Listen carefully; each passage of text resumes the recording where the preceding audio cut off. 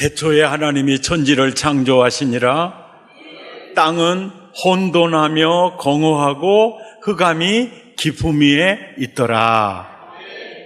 하나님의 신은 수면에 운행하시니라. 운행이라는 단어는 암탉이 달걀을 품에 품다라는 단어예요.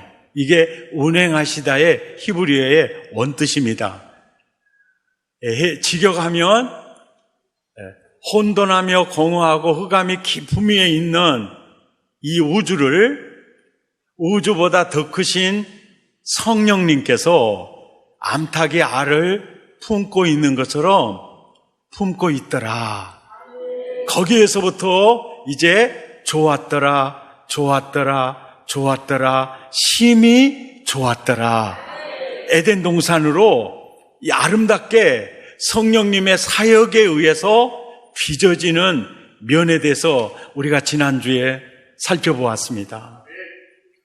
아멘이죠? 네. 그 성령님의 사역이 이렇게 아름다워요. 혼돈은 그분의 품속에서 질서로, 공허는 체험으로, 흑암은 빛으로, 이렇게 성령의 역사로 말미암아 바꾸어진다. 구약은 율법이고 신약은 복음이 아니라 구약도 복음이고 신약도 복음인데, 복음의 성격은 구약은 약속의 복음이고 신약은 성취된 복음이고, 이 말을 달리 표현하면 구약은 설계 도면 복음이고 신약은 그 설계 도면에 의해서 세워지는 복음이다. 그런 측면에서 신약보다 구약이 설계 도면이니까 훨씬 더 디테일하다. 오늘 이사야서에서 말하는 성령에 대해서 이사야서의 성령론이라고 할 수 있어요.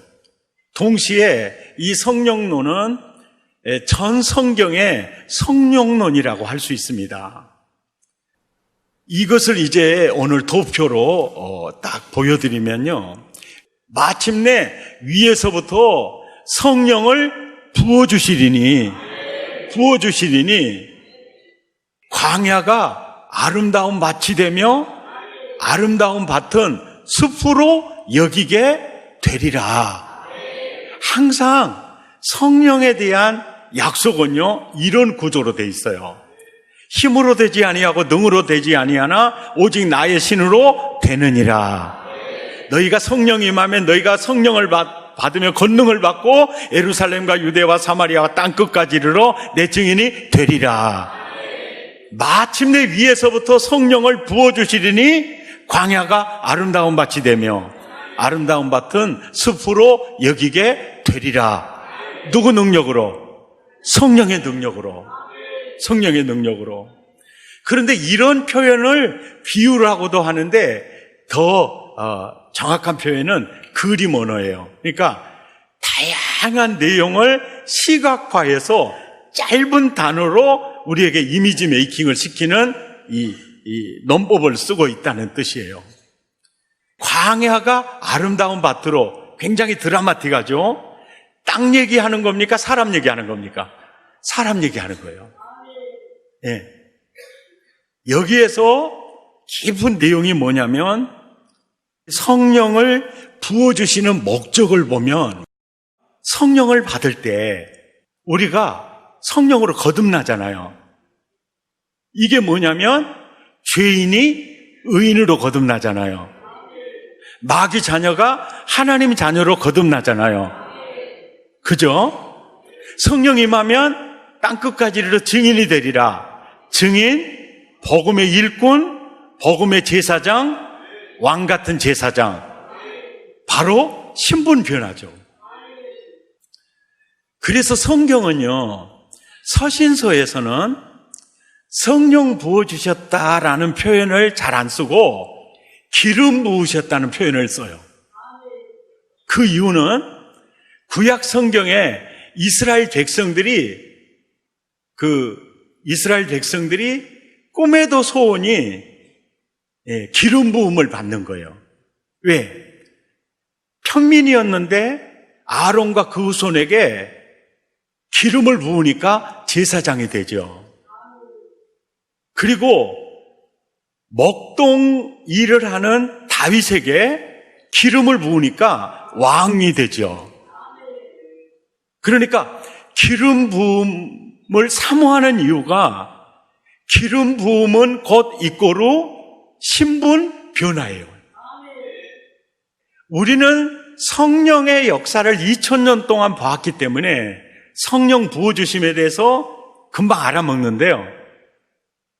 예수님이 십자가 지고 오순절 성령이 임할 때는 이 사건에 대해서는 전혀 들어본 적도 본 적도 없는 얘기예요.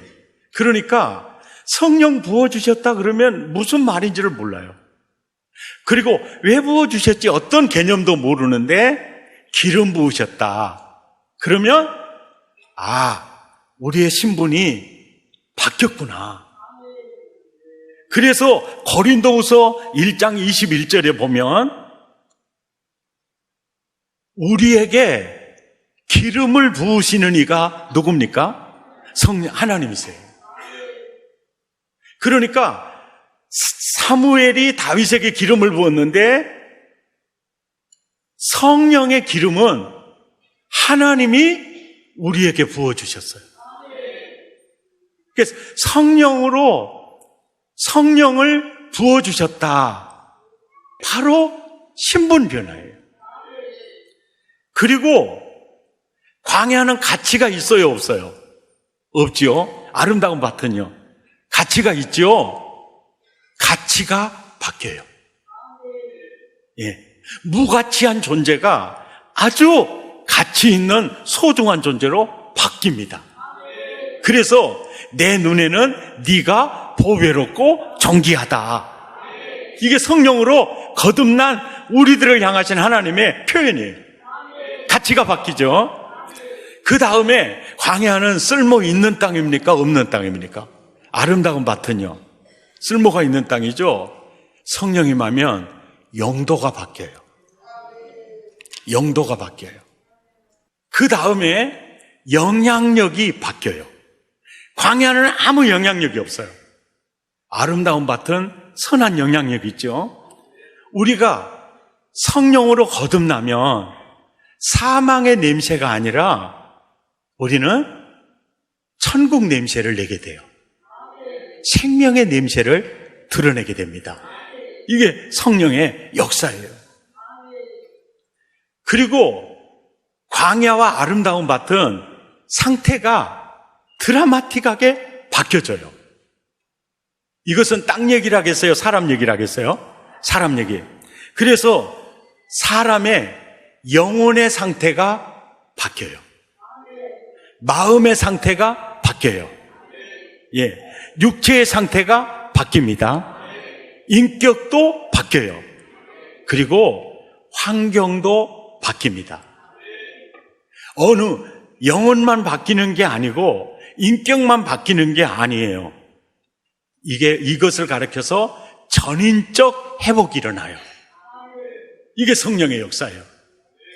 그러니까 이사야를 통해서 하나님이 장차 오순절 이후에 성령 시대가 돌아올 때 내가 위에서부터 성령을 부어주시리니 광야가 아름다운 밭이 되며 아름다운 밭에서 머무르지 않고 이제 숲으로 여기게 되리라.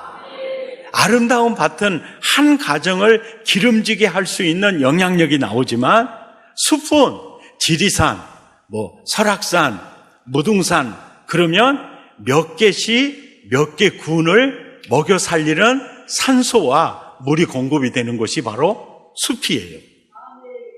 이 영향력이 어떤 농장과 비교가 되지 않는 그런 영향력입니다.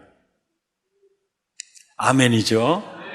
자, 성령님께서 이 땅에 오셔서 열심히 사역하는 목적이 신분을 바꾸고 가치를 바꾸고 용도를 바꾸고 영향력을 바꾸고 환경을 바꾸기 위해서 지금도 일하고 계세요. 아멘이죠? 그렇게 일하시기 위해서 성령님이 첫째로 하는 일이 성경을 기록하는 일을 하셨어요. 그래서 이 성경은 성령님의 생각과 뜻이 글로 표현된 겁니다. 예. 그리고 교회를 세워주셨어요. 교회를 왜 세워요? 광야와 같은 인생, 아름다운 밭과 같은 인생으로 계속 회복시켜 가시려고 성경을 기록하시고 교회를 세우셨어요.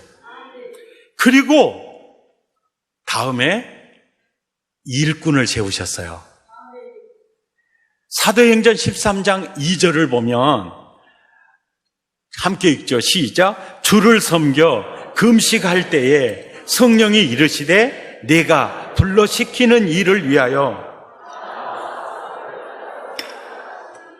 이 말씀을 보시면은요,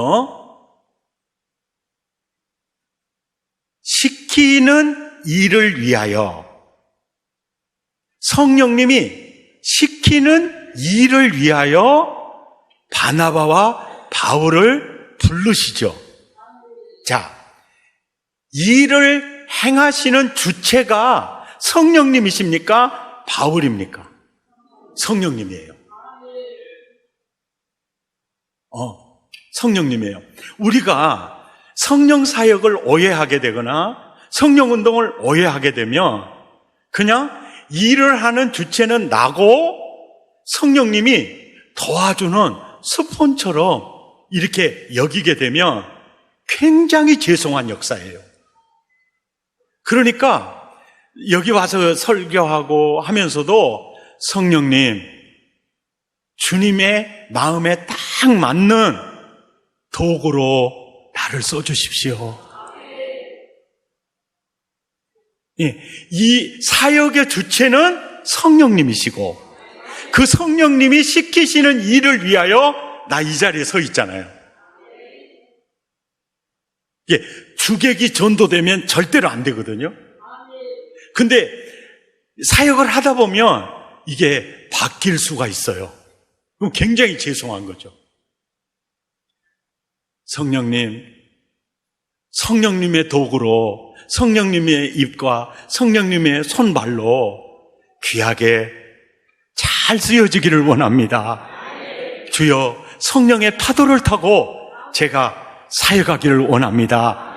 이게 아주 반듯한 이 생각이고, 그래서 사도행전을 기록하는 누가가 이 점을 딱 집어서 얘기한 거예요. 시키시는 일을 위하여 성령님이 불러서 쓰시는 이들이 이들이다. 아멘. 그래서 이제 이 도표를 보시면은요, 어떤 분들은 그래요. 기도원에서 은혜 받고 와가지고는 우리 목사님은 내 스타일이 아니야. 불로불로 막 찬송하고 그냥 막 통성기도 막 해야 되는데 우리 목사님은 말씀 중심, 말씀 중심, 말씀 중심 그런다. 참 우리 목사님은 내 스타일이 아니야. 그러면서 은근히 기도원에 갔다 와서 목사님, 담임 목사님을 무시한다. 은근히 무시한다. 그 사람은 영분별을 하셔야 돼. 왜 그러냐면 이게 중요한 얘기예요. 성령이 임했으면요, 성령이 시키시는 일을 위하여 일꾼들 있죠. 그 일꾼들이 사랑스럽고 귀하게 보여요. 예, 귀하게 보입니다. 그죠? 또 그분들은 주로 찬양하고 기도할 때는요, 막 역동적으로 하다가 설교 시간만 되면은 주여 졸리나이다 어찌하셨게랑 이러고 있거든요. 그러니까 왜 저라요 은혜 받아야지, 나 다 들었어, 거짓말도 또 한다. 그러면 영분별하셔야 돼요. 왜요? 성령님의 생각과 뜻이 성경이에요. 그래서 내가 너희에게 이르는 말이 영이요 생명이니라, 이거를 동일시 하거든요. 그래서 성령 받으면 딱 나타나는 증상이 뭐냐면 성경이 그리워져요. 성경을 보고 싶어요. 성경이 사랑스러워져요. 그 말씀이 꿀과 꿀송이보다 더 답니다. 아멘. 그러면 그분은 성령 받은 사람이에요. 그런데 성령 받았다고 하면서 말씀을 무시하거나 이러면 문제가 돼요. 또 광야와 같은 인생을 아름다운 밭과 같은 인생으로 구원해서 회복시켜 가시려고 교회를 세워주셨죠. 근데 교회를 자꾸 멀리한다. 산신령집을 좋아해. 그거 아주 조심해야 돼요. 같은 영이 절대로 아닙니다. 성령을 받으면 성령님이 세우는 성령의 집을 사랑하게 돼 있고 그리워하게 돼 있어요. 아멘. 이 점을 참 염두에 두셔야 돼요. 그리고 그 일꾼들에게 하나님이 일의 사역의 효율성을 위해서 은사를 주세요. 근데 그 은사는 연장과 같아요. 연장과 같아요. 저는 많은 교회를 살펴봤어요. 많은 교회를 살펴봤어요. 이 목포에서도 그 교회는 다 방언 기도하는 사람들만 모여 있어요. 그리고 은사를 굉장히 사모했어요. 그런데 교회는 150명 이상을 넘은 적이 없어요. 예, 목포에 있었어요. 이름은 제가 밝히지 않을게요. 지금은 그 교회가 완전히 거의 없어지다시피 했어요. 왜 그러냐면 그 교회는 목사님이 방언 기도하면 방언 통변 은사 달라고 기도해라 그래요. 그거 하면은 또 신유 은사 달라고 기도하라 그래요. 그러다가 낙원으로 이민을 가요. 그러면 우리 주님이 너 뭐 하다 왔냐? 그러면 그 은사 사모하고 은사 구하다가 왔습니다. 그러면 예수님이 하는 말이 딱 그 말이에요. 연장 타박하다 왔구만. 일은 안 하고 연장 타박하다 왔어. 예. 일은 안 하고 연장 타박하다 왔어. 그거 책망받아요. 그래서 은사주의, 은사운동을 아주 중심에 놓고 열심히 뛰어가는 교회들 거의 안 돼요. 왜 그럴까요? 성령님의 중심 사역에 사역을 붙잡고 뛰어가지 않고 연장에 사로잡혀서 이렇게 뛰어가요. 이게 균형을 잃은 교회예요. 또 어떤 교회는 은사운동, 교회, 고린도 교회처럼 갈등도 심하고 우리는 그거 필요 없어! 이렇게 딱 문을 닫아버려요. 우리는 말씀이면 돼. 그러고 사역하는 교회들은 마이크 없이 설교하려고 하는 목사하고 똑같은 거예요. 일꾼에게 연장이 너무너무 중요한데 앰프 시스템이라는 연장 나 필요 없어! 하나님이 주신 내 목소리를 할 거야! 그러면 내 모가지 찢어져 버려요. 여러분도 듣기 힘들어요. 은사에 대해서 문을 닫아버리면 사역이 퍽퍽한 사역을 할 수밖에 없어요. 그러니까 이 말씀 사역과 성령 운동을 반드시 함께 해야 되고 성령께서 일꾼들에게 주시는 연장, 도구는 마음이 열려 있어야 돼요. 열려 있지 않으면 하나님이 주시지 않아요. 성령님은 굉장히 인격적이신 분이라요. 방언 싫어하는 사람한테 방언 은사 절대 안 줘요. 네가 싫어하잖아. 그냥 너는 네 스타일로 해. 안 줘요. 어떤 사람은 방언 못하면 구원도 못 받는다고 막 급진적으로 나가버리거든요. 이것도 비성경적이에요. 방언의 은사를 하나님이 내게 주셨다. 조용히 중보기도 은사예요. 교회가 방언기도, 그래서 기도가 재미있고 이런 분들이 많을 때 교회 사역이요, 역동성이 더 일어납니다. 사실 우리 사랑의 교회 그런 분들이 기도로 교회가 성령의 파도를 타고 가고 있는 겁니다. 아멘. 우리 모두 너무 감사해요. 하나님이 위에서부터 성령을 부어주셔요.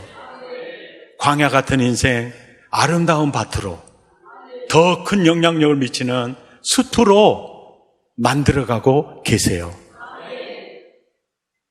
이런 사람으로 만들어갈 때 중요한 게 있어요. 말씀, 성령의 지성적 임재. 그러니까 성경을 많이 읽고 그저 말씀을 사모하고 나는 말씀이 너무너무 이제 좋아 이러지 않고, 아니야, 찬양하고 기도하고 능력 받아야 돼, 은사 받아야 돼, 막 이러잖아요. 이런 사람은요, 머리는 작고 가슴은 엄청 커요. 그러니까 가슴은 성령의 감성적 임재로 뜨거우니까 찬양하고 기도하면 가슴이 감성적 임재로 충만해지거든요. 그러면 뜨거워져요. 근데 아니야, 능력 받아야 돼, 말씀 필요 없어 이러면요, 머리에 든 게 없어. 그러니까 이런 사람들은 신천지 만천지로 뛰어가. 반듯한 원리를 모르니까. 그런데 또 이런 분이 있어요. 아니야, 나는 그거 싫어. 나는 말씀 스타일이야. 그래가지고 성경 읽고 큐티하고 제자 훈련하고 성경 공부하고 막 그래가지고 머리 용량이 이렇게 커. 근데 찬양이나 기도나 이거 별로 안 해. 그러면 감성적 임재가 약하죠. 이 사람의 신앙 고백은 뭐냐? 마음은 오지로되 육신이 약하구만요. 이게 뭐요? 알고는 있는데 그렇게 살 수는 없네요. 이게 무슨 얘기냐면, 지성적 임재는 충만한데 감성적 임재가 빈약하면 의지적 결단과 액션 지수가 거의 없어요. 자, 우리가 처음에 나 예수 믿어야 되겠다 결단할 때가 언제냐면 감성이 업됐을 때예요. 우리 사랑의 교회 그림을 보여드릴게요.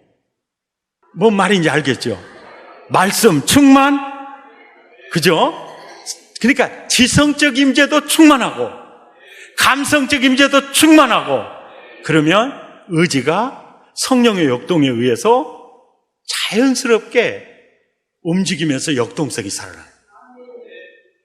그러니까 우리들 또 신앙생활 하면서 나는 체질상 말씀 체질이야, 나는 기도하는 체질이 아니야, 그렇게 아예 담을 쌓아버리면 항상 어린아이, 그 성숙되지 않는 그 모습 그대로 있을 수밖에 없어요. 내가 성령의 역동에 의해서 내가 아름다운 밭으로 빚어지기를 원하면 지성적 임재와 감성적 임재의 균형이 절실하게 필요합니다. 성령은 살리는 영입니다.